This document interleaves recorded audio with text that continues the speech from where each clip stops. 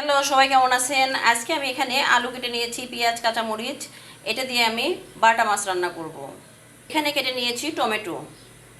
এখানে নিয়েছি বাটা মাছ, হলুদ, মরিচ, লবণ, ধনিয়া, জিরা, আদা রসুন বাটা, লবণ। এটা দিয়ে এখন আমি মেখে নেবো, এইভাবে ঢাকি দিয়ে মেখে নেব, যাতে হাত না লাগাইতে হয়। দেখেন কত সুন্দর মাখানো হয়ে যায়। আর হাত লাগালে হাতেও সমস্যা হয়।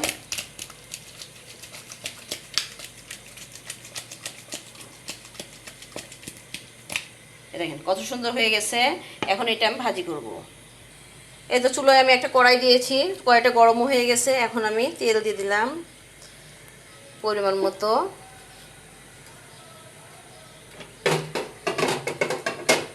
হ্যাঁ, চুলো একদম হাই হিট হয়ে গেছে। এখন মাছগুলো দিয়ে দিলাম।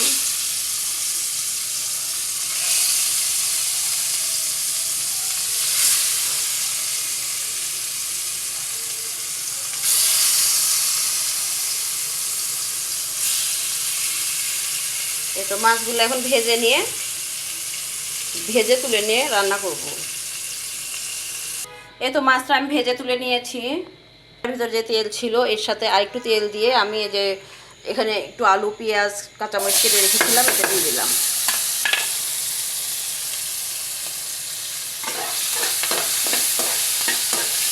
আর একটু তেল এর ভিতরে দিয়ে দেবো, দিয়ে অন্য মশলা এর সাথে দিয়ে ভালো করে কষিয়ে নেব। এই তো এখানে আমি বেগুন কেটে রেখেছিলাম, এটা এখন দিয়ে দেব। এই তো দেখেন আমার তরকারিটা পড়াই হয়ে আসছে। আমি আরেকটু পরেই না ঝোল শুকিয়ে আসলে নামিয়ে নেব। এই তো আমার রান্না হয়ে গেল, বাটা মাছ রান্না। এই তো বাটা মাছের তরকারি রান্না হয়ে গেল আলু বেগুন দিয়ে। দেখেন কালারটা কত সুন্দর আসছে, খেতেও খুবই টেস্টি হবে। তো আমার এই ছোট্ট ভিডিওটা যদি ভালো লেগে থাকে, আপনারা লাইক, কমেন্ট, শেয়ার করে পাশে থাকবেন। আল্লাহ হাফেজ।